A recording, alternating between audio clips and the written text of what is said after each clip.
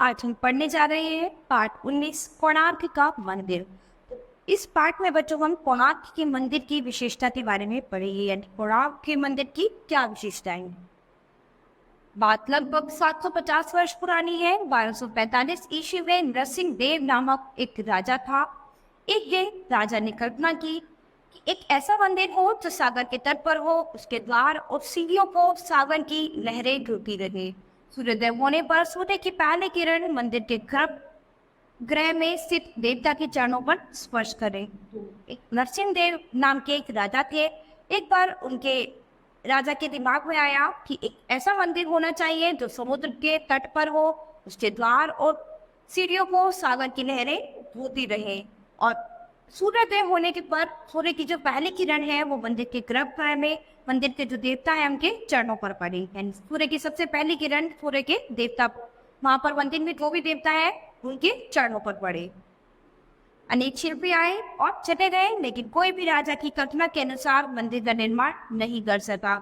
उसी समय राजा को शिबोई सांत्रा नाम के शिल्पी के विषय में सूचना मिली। शिबोई अनेक भव्य मंदिरों का निर्माण करके पूरे ओडिशा में प्रसिद्ध हो गया था।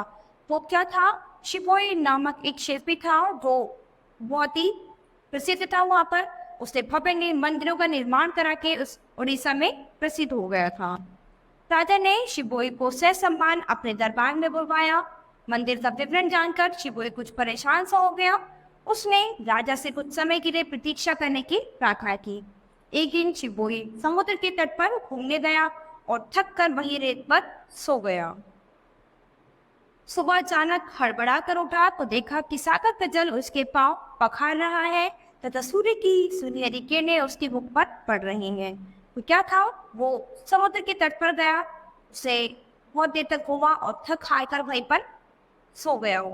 फिर अगले दिन सुबह जब वो हड़बड़ा कर उठा तो उसने क्या देखा कि सागर का जल जो है उसके पांव पखार रहा है, यानी उसके पैर धो रहा है और सूर्य की किरण जो है वो उसके मुख पर पड़ रही है। बस शिबोई खुशी खुशी राजा के पास जाकर कहने लगा, महाराज आपकी कल्पना के अनुरूप मैं मंदिर बना दूंगा।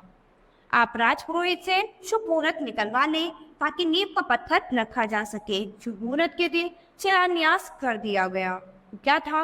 अब जब उसने शिबोई ने देखा तो शिबोई एकदम खुश हो गया कि इस तरह का वो खुशी खुशी एकदम राजा के पास गया और उसने राजा से कहा कि मैं आपकी कल्पना के अनुरूप ये मंदिर बना दूंगा। आप राजपुरोहित से शुभ मुहूर्त निकलवा लें और क्या है नींव का, जिससे कि नींव का पत्थर रखा जा सके और शुभ मुहूर्त के दिन शिलान्यास कर दिया जाए। अगले दिन ही शिबोई ने सागर के किनारे किनारे पत्थर डलवाने शुरू कर दिए। उसकी मेहनत रंग लाने लगी। मंदिर का सुदृढ़ आधार बन गया। धीरे धीरे कल के 12 वर्षों में कोणार्क का सूर्य मंदिर बनकर तैयार हुआ। कोणार्क का सूर्य मंदिर 12 वर्षों में जाकर तैयार हुआ। मंदिर की ऊंचाई लगभग 235 फुट थी, लेकिन शीर्ष पर कलश के बिना मंदिर अधूरा था। अब मंदिर के शीर्ष पर अगर कलश न हो तो ये मंदिर अधूरा लग रहा था। इतने ऊंचे मंदिर के शीर्ष पर कलश चढ़ाना एक दुष्कर कार्य था। शिबोई के साथियों में से कोई भी इस जोखिम भरे काम को करने के लिए तैयार नहीं हुआ। क्या था? मंदिर के शीर्ष पर उस कलश को चढ़ाना सचमुच एक जोखिम भरा काम था। अब शिबोई के जितने भी कारीगर थे, जितने भी साथी थे, उन्होंने इस जोखिम भरे काम को करने से मना कर दिया। शिल्पी शिबोई एक बार फिर उलझन में फंस गया। उधर राजा की बेचैनी और क्रोध बढ़ता जा रहा था। उसने आदेश दिया कि यदि मंदिर का कार्य शीघ्र पूरा नहीं किया गया तो शिबोई को मृत्युदंड दे दिया जाएगा। तो क्या था? अब शिल्पी शिबोई जो था वो एकदम उलझन में फंस गया और उधर राजा जो था वो एकदम बेचैन और क्रोधित होता जा रहा था कि अगर जल्दी से जल्दी मंदिर नहीं बनवाया गया, मंदिर तैयार नहीं हुआ तो शिबोई को मृत्युदंड दे दिया जाएगा। शिल्पी शिबोई का एक सहायक था विशु। विशु 12 वर्षों से लगातार शिबोई के साथ मंदिर निर्माण में लगा था। उसका एक पुत्र था धर्मपाल। समय के साथ साथ वह भी अपने पिता के पद पर चलने लगा था और 22 वर्ष की आयु में वह भी कुशल शिल्पी बन गया था। तो क्या था? शिबोई का एक सहायक था विशु। तो विशु जो था वो शिबोई के साथ लगभग 12 वर्षों से काम कर रहा था। उसका एक पुत्र था धर्मपाल। समय के साथ साथ वह भी अपने पिता के पद पर चलने लगा और 22 वर्ष की आयु में वो भी एक कुशल शिल्पी बन गया था। कोणार्क के सूर्य मंदिर की चर्चा दूर दूर तक फैल चुकी थी। अतः धर्मपाल भी इस मंदिर को देखने की लालसा लिए अपने गांव से कोणार्क आ गया। मंदिर को देखकर धर्मपाल बड़ा प्रभावित हुआ, लेकिन मंदिर परिसर में कार्यरत शिल्पियों में छाई उदासी को देखकर उसने अपने पिता से इसका कारण पूछा। तो उसके पिता ने कहा, इतने ऊंचे मंदिर के शिखर पर कोई भी शिल्पी कलश चढ़ाने में समर्थ नहीं है, और राजा ने मंदिर की पूरा न होने पर शिवोय को मृत्युदंड देने की घोषणा कर दी है। तो क्या था, उसके मन में भी, धर्मपाल के मन में भी इस मंदिर को देखने की लालसा थी। तो क्या था, वो मंदिर को देखने के लिए अपने गांव से कोणार्क आ गया। तो मंदिर को देखकर उसने देखा कि धर्मपाल एकदम प्रभावित हुआ कि इतना सुंदर मंदिर बना है, लेकिन मंदिर परिसर में जो भी कार्यरत शिल्पी लोग थे वो बहुत ही उदास और दुखी दिखाई दिए। तो उन्हें देखकर उसने अपने पिता से उसने इसका कारण पूछा। तो उसके पिता ने उसको बताया कि इतने ऊंचे मंदिर के शिखर पर कोई भी शिल्पी कलश चढ़ाने में समर्थ नहीं है, सबको अपनी जान का खतरा है, और राजा ने मंदिर के पूरा न होने पर शिवोय को मृत्युदंड देने का वचन दिया है। पिता से सारी बातें जानकर धर्मपाल ने इस दुष्कर कार्य को पूरा करने का संकल्प लिया और कलश चढ़ाने के लिए उनसे अनुमति मांगी।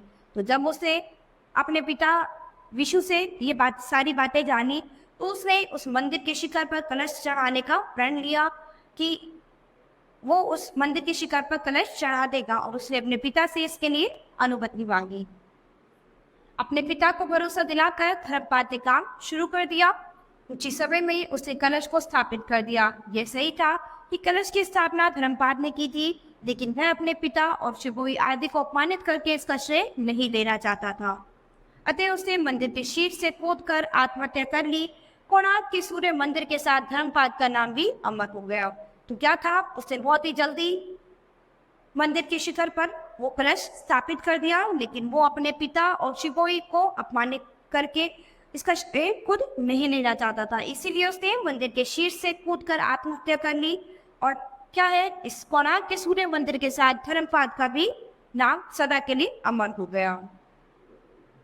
1256 ईस्वी में मंदिर का कार्य संपन्न हो जाने पर राजा निहाल हो गया। अपनी कल्पना को साकार रूप में देखकर उसने सभी शिल्पियों को बहुत सा धन और सम्मान दिया। तो जैसे ही राजा को उसकी कल्पना के अनुसार ये मंदिर पूर्ण होने के बाद जैसे ही दिखाई दिया था, तो वो बहुत ही खुश हुआ, और उसने जितने भी शिल्पियों ने ये मंदिर का निर्माण किया था, तो उन सभी को उसने बहुत सारा धन और संपत्ति देकर विदा किया। कोणार्क का सूर्य मंदिर अपने आप में कला और कौशल का एक अद्भुत नमूना है। जिस समय यह बना था तब समुद्र की तेज लहरें इस मंदिर के द्वार और सीढ़ियों की धुलाई करती थी। तो जब ये मंदिर बना था तो उस समय समुद्र की जो तेज लहरें थी इस मंदिर के द्वार और सीढ़ियों की धुलाई करती थी। तो जैसे उसने अपनी कल्पना में बताया था कि ये मंदिर ऐसा होना चाहिए कि इस मंदिर के द्वार और सीढ़ियां जो है वो समुद्र की लहरें उसे धोए, यानी समुद्र की लहरों से होकर गुजरनी चाहिए। आज समुद्र इस मंदिर से 2 किलोमीटर दूर खिसक गया है। कोणार्क मंदिर सूर्य भगवान के रथ के आकार का मंदिर है। 12 महीनों की प्रतीक 12 जोड़ी अलंकृत महाचक्र इस मंदिर रूपी रथ में बने हुए हैं। तो क्या है, लेकिन आज के समय में क्या है, समुद्र उस मंदिर से 2 किलोमीटर दूर खिसक गया है, और कोणार्क मंदिर जो है सूर्य भगवान के रथ के आकार में बना हुआ है। और 12 महीनों के प्रतीक यानी 12 जोड़ी अलंकृत महाचक्र इस मंदिर रूपी रथ में बने हुए हैं। प्रत्येक महाचक्र यानी पहिए की ऊंचाई लगभग 3 मीटर है। सूर्य के 7 अश्वों के परिचायक रूप में यहाँ पे 7 विशाल घोड़ों की मूर्तियां हैं। वास्तव में सूर्य के 7 घोड़े उसकी किरण के 7 रंगों के प्रतीक है। तो ये सूर्य के 7 घोड़े जो है सूर्य की 7 किरणों के प्रतीक है। सूर्य के ये 7 घोड़े 7 दिनों का स्मरण कराते हैं। पहियों में बनी 8 तिलियां दिन के 8 पहरों का प्रतीक है। उस पहिए में जो 8 तिलियां बनी हुई है वो पूरे दिन के 8 पहरों का प्रतीक है। पहियों पर बहुत बारीक और सुंदर नक्काशी की गई है। पशु पक्षियों और विभिन्न देवताओं की मूर्तियां बनाई गई हैं। यह मंदिर सचमुच स्थापत्य कला की विशिष्ट धरोहर है। मंदिर की शिल्प कला की एक विशेषता है कला की बारीकी। इस मंदिर की शिल्प कला की सबसे बड़ी विशेषता क्या है कि यहाँ पर कला की बारीकी यानी बहुत ही बारीकी उसमें कला की गई है। मंदिर की दीवारों पर बनी पशु पक्षियों देवी देवताओं मनुष्यों अप्सराओं आदि की प्रतिमाएं पर्यटकों का मन बरबस मोह लेती है। मंदिर के गर्भगृह में सूर्य की मूर्ति स्थापित की गई थी।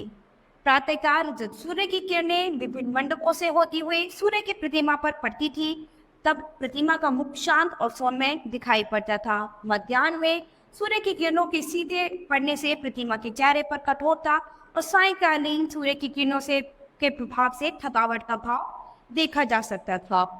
आज तो मंदिर का अधिकांश भाग टूट गया है, लेकिन अपने वैभव काल में सूर्य की किरणों के साथ साथ मंदिर की प्रतिमाओं की भावपूर्ण मुद्राएं में भी परिवर्तन आ जाता था। यह मंदिर कितना भव्य रहा होगा, इसकी तो बस कल्पना ही की जा सकती है। महान था वे कल्पना करने वाला राजा, और उससे भी महान थे उसकी कल्पना को साकार करने वाले शिल्पी सिबोई सांत्रा और धर्मपाल। तो क्या था, ये मंदिर इतना भव्य था कि इसकी कल्पना भी नहीं की जा सकती थी।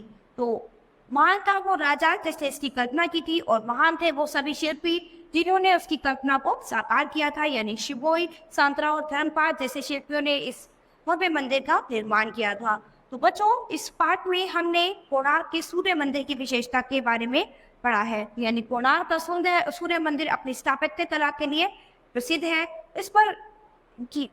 इस मंदिर में जो है बहुत ही कला की बारीकी देखी जाती है, इसमें कला की बारीकी की गई है। और इस मंदिर के मुख्य द्वार और सीढ़ियां जो है वो समुद्र की लहरों से हमेशा डूबते रहते हैं।